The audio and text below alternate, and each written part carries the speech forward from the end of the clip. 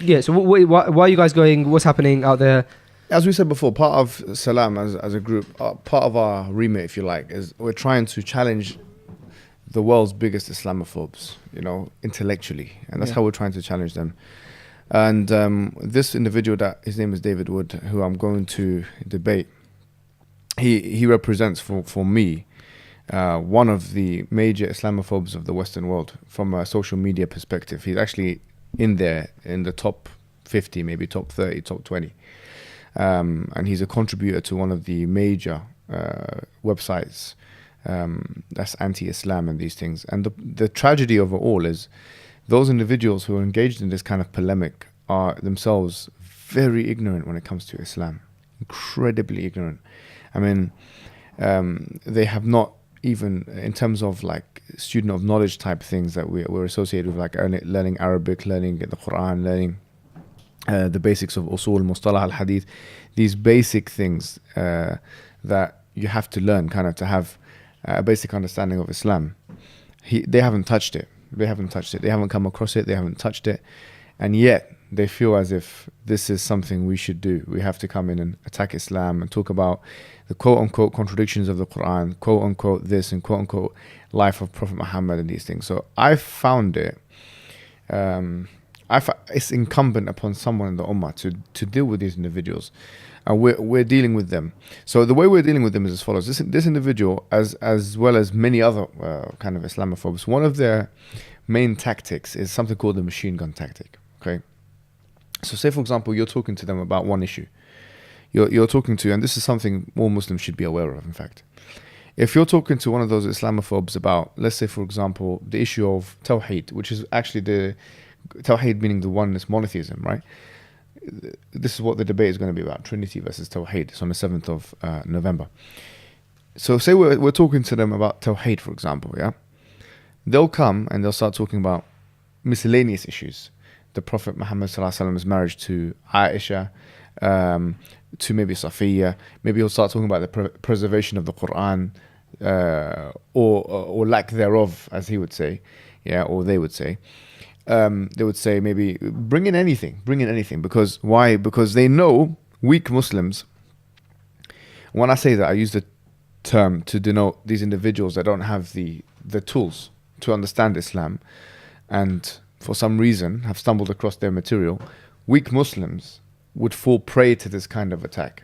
They would, how can we answer this question? How this contradiction of the Quran? This is so. What I think we have a duty of care to deliver to the people is, number one, establish that these individuals are baseless in their belief system themselves. What they believe, their alternative, is an unintelligible alternative. Yeah, it's an irrational one.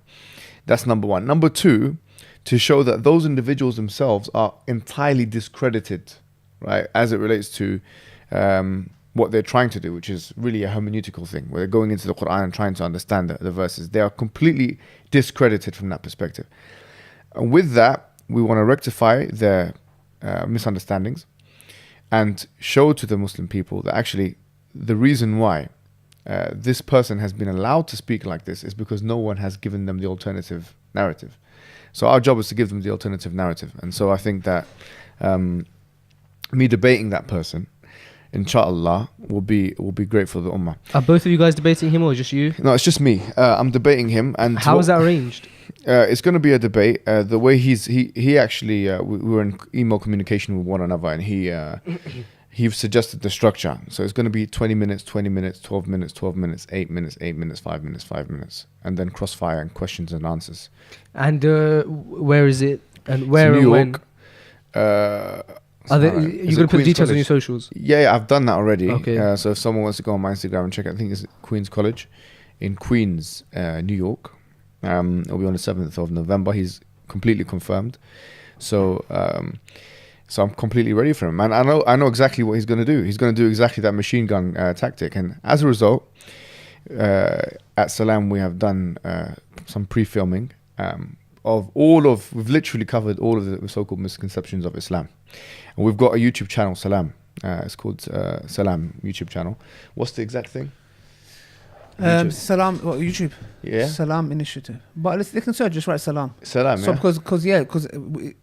because we're going from the angle is what we're saying is mainly this person, he always attacks the Prophet, peace be upon his character. Yeah. So it's always like your Prophet did this, your Prophet that. We're just saying, and with his own words, he said it in the very same video that we responded to, where he said that just because something looks beautiful doesn't mean it's the truth. Yeah.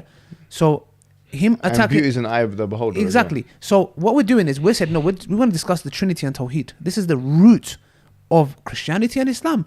The branches mean nothing. You can talk about the branches of, I didn't like the Prophet, peace be upon him, using the maswak. Irrelevant. That's got nothing to do with the truth. If Tawheed is the truth, what the Prophet did, how he ate, what he did is irrelevant. People don't come to Islam or like leave it because, well, some do because of they're not educated. But the thing is, they look at the Trinity, because people who come to Islam, they say Tawheed makes sense. One God, not one in three, three in one. One is the first one is not the third is not the first, no, the second is like people come because of this. So this is the reason why we did an amazing podcast style kind of thing where we debunked all of these claims. All kinds of angles. Is that out? That's gonna be out very soon. Okay. What it's gonna include, inshallah, is literally a response to all of the major objections of Islam. All of the major objections of Islam, from theological to claims of terrorism and jihadism, to the Prophet ﷺ's marriages, to so-called contradictions in the Quran, to so-called preservation errors. Everything will be there, and we'll try and make it into a database. So that when he comes into the debate, and he's gonna struggle, because I'm not saying this out of arrogance. Wallahi, I'm just a carrier of information. Yeah. He is definitely going to struggle in this debate. He's going to find it completely difficult to defend this Trinity, not because he's incapable or unintelligent. It's because for 2,000 years, people have been struggling to explain it and have had different conclusions on what the Trinity is. I can't remember, some historian, he said, how long has the Mohammedans laughed at us because of this Trinity? This is what he said. He was saying, like, this is how stupid we are. And he's a Unitarian, yeah? He goes, how long he calls them Mohammedans, Muslims, yeah?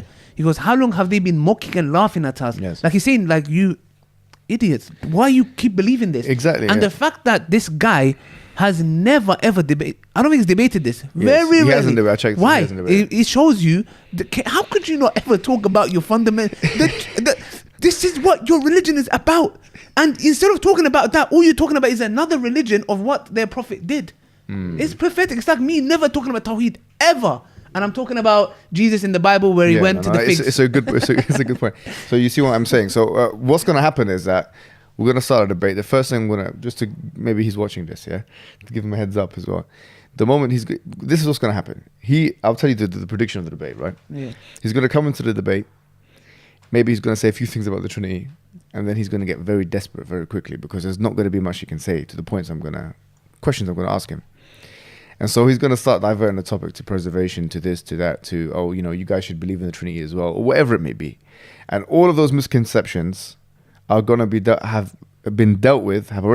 They've been recorded, most of them. They're going to be on the Salam YouTube channel. So if someone has an issue with the questions that he's asking, they can go and watch the full-length video of that. So what's the audience going to be like there, generally? I don't know. I've heard it's going to be a lot of people there. It's in New York, so I don't know how it is. It's the first time I've actually ever been to New York. So we'll see. I think he lives there. I think that's his place. He lives in New York. So we're going to his backyard. Who lives in New York? David Wood. I think that's where he lives. Yeah. Yeah. So we're going to his backyard. And New York, that brother's from New York. He came here. We can see him. Yeah. He should hopefully be down. Can someone tell me what can I eat in New York? Can you recommend it, please? Like, they can't. Can they? Yeah, they can message you. Yeah, I suppose. Can they? Yeah, you could do Salam dining in New York. Oh yeah, bro. That's what we're gonna do, brother. That's exactly what we're gonna do. And